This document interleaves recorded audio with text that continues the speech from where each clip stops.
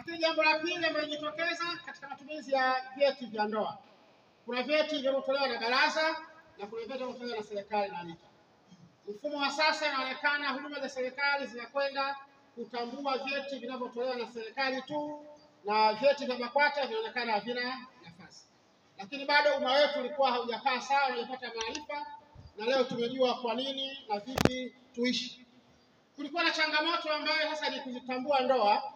Kwa wale ambao wametoa vyeti vya BAKWATA, leo wanatakiwa watoe vyeti vya serikali. Utaratibu ukoje ili kuzitambua zile ndoa?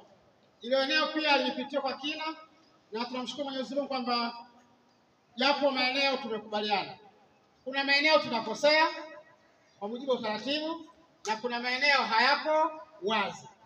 Kwa hiyo kimsingi tumekubaliana kwamba nini tufanye waliokuwa na leseni ili tusiwakwaze watoa huduma zetu.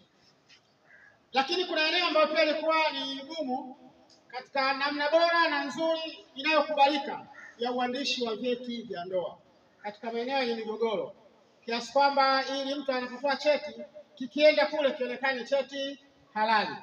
Wakati fulani baadhi ya mashehe wanapotoa vyeti, then wakienda wale wateja kwenye huduma za serikali, vinaonekana vile vyeti havina nafasi, vyeti batili, vyeti vitambuliki. Lakini leo tumejua tatizo linatokea wapi. Moja ya changamoto tuliyoiona, baadhi yetu tunachelewa kupeleka marejesho ili huduma zingine zitolewe. Na wao wakasema nao pia hawana mfumo wa online wa kudhibitisha vile vyetu kwa njia ya nini ya haraka. Lakini pia wamekubaliana kwamba watu wa LITA wanasema vyeti ni halali, huku na watu wa bima afya wanasema wakati pako kuna changamoto za uandishi. Tukapeana semina elekezi ya namna bora ya kuandika vyeti vya ndoa pale vinapotolewa ili kuweza kutatua changamoto hizo. Kiujumla, kuanzia pale asubuhi tumejaribu kuziangalia changamoto hizo kwa njia kubwa mbili. Njia ya kwanza ni ile ambayo sisi kama waandaaji tulizikusanya zile kero kutoka maeneo tofauti tofauti, tukatengeneza maswali ya kimongozo ambayo yalijibiwa kwenye njia ya warsha. Na njia ya pili ilikuwa ni washiriki kuuliza moja kwa moja ama kwa njia ya maandishi. Ilikuwa ni kabla ama baada ya uwasilishaji ambao ulitolewa na wawezeshaji wetu. Kiujumla ni kwamba tulikuja kutumia njia ile mlioiona baada ya kugundua kwamba muda hautatosha. Watu wanapokuwa wanahitaji masaa 3 kwenye mada yao, LITA walihitaji masaa 3 kwenye mada yao, NHIF walihitaji masaa 3 kwenye mada yao. Na wote wasingeweza kukaa mpaka saa 12. Tumeona vizuri eh? Kwa tukatumia ile njia ya panel kukusanya, kuchangamsha, na walilahi alhamdu kwa 70% tumesogea. 30 zilizobaki tutafuta siku nyingine, Mwenyezi Mungu atupende. Kwa hiyo tunakukaribisha katika eneo hili kwamba hayo ndiyo machache yaliyojiri katika siku ya leo. Ima inaonekana ipo haja ya kuendelea kukutana siku nyingine. Nadhani ofisi yako na shughuli hili pale kwa maoni ya wasikilizaji tutaangalia utaratibu ndio kwa bora. Yapo maeneo hayajakaa sawa, mfano yeye mwenye cheti cha ndoa tutalita kapata talaka ya mtu aliyoandika nyumbani na talaka ile ambayo ni ya mahakamani, huko atambua ni mke za halali, huko kashaachika, huyu mwenye leseni afanye nini kufundisha ndoa. Hilo ni eneo lingine ambalo tutatafutiwa siku yake. Leo tumejadili kwa upana kesi ya vyeti. Kuna kesi ya usajili wa nini wa talaka za kidini kwa watu ambao ni leseni za nini za LITA. Kwa hiyo Mungu akipenda katika hatua nyingine tutaitana pia katika zoezi hilo. Shehe, ni kukaribisha katika eneo hili sasa. Baada ya maelezo haya machache, umkaribishe shehe na then umpe fursa ya kutoa nasaha na kalima ya kufunga kwa zoezi la ugawaji wa cheti.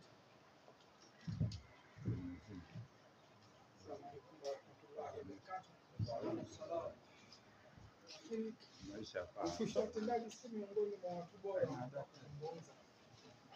Baada ya kusema hayo, Sheikh wa wilaya, karibu sana, kama vile Sheikh Maulid alikuwa ametangulia kusema kwa yale aliyosema na utangulizi ule, karibu sana.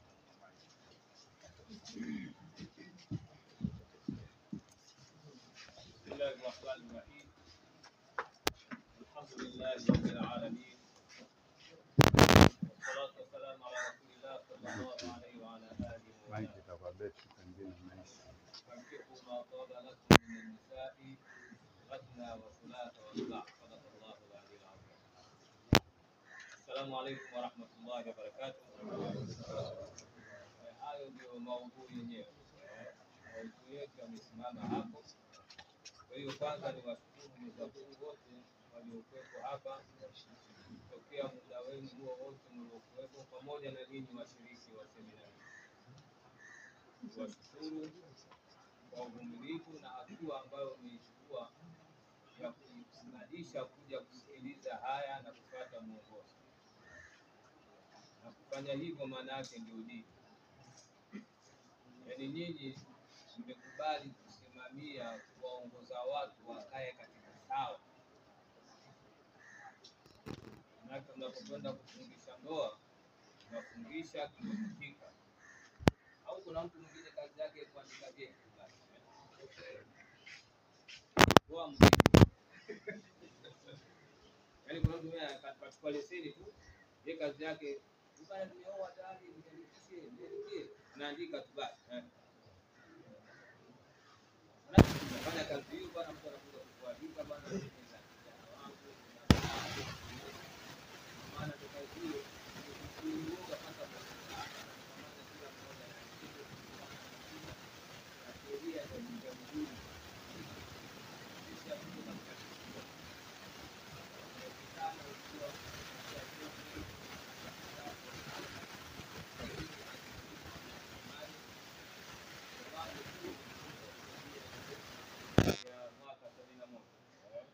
Sheria ya ndoa ya mwaka 71. Mnajua je? Sasa inatakiwa nao vile vile unifuate kwa sababu ni jambo la kijamhuri ya dunia. Kama maagizo ya Allah anapokuambia kwamba chini Allah na mtume pamoja na wale ambao wenye mamlaka. Nisiwachoshe. Najua mna vitu vingi vimepokea. Mimi kwangu ni kuwashukuru, lakini kubwa kuzingatia yale ambayo mmeambiwa hapa. Fanya kwa uzingatifu, fanya kwa maelekezo uliokuwa nayo. Asije mtu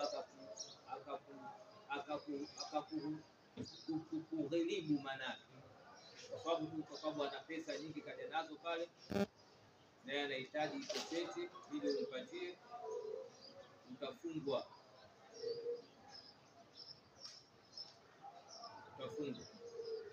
Kama ufungu, lakini utapelekwa mahakamani. Sura iliyokuwa tusomeona wamekuja watu timu tatu. TAKUKURU kaja, bima ya afya, sijui wenyewe RITA, kwa ambao mmekutana nao. Kwa hiyo yale ambayo walioelekeza, fateni hayo. Mwombeni Mwenyezi Mungu pamoja na Mwenyezi Mungu tuwe tunaelekeza kuyafanya hayo. Hayatutoe katika misimamo yetu, isipokuwa na sisi ile misimamo yetu ya dini vile ambavyo tunaviona havikukaa sawa. Haya ndio maelekezo. Tutakaa pamoja kama mgalo umeshachukua, tutawapelekea na hili rekebishwa sheria, kwa sababu wote tumekaa tunajenga jengo moja. Kwa hiyo nawaomba tena, simamieni haya ambayo tuliopewa katika semina hii, tuyazingatie. Pale ambapo umeona limekupita jambo, fanya mawasiliano na mwenzako ili uweke sawa. Wewe bwana, nitakujibu kesho bwana, nipigie kesho mchana nitakwambia. Kumbe leo unatafuta usawa wa jambo hilo limekaa vipi. Na ulimwengu wetu wa sasa una mambo mengi katika ndoa. Wale wazazi wanaoozesha wengine tunakuwa tumepiga penalti nyingi, lakini hawawi wazi.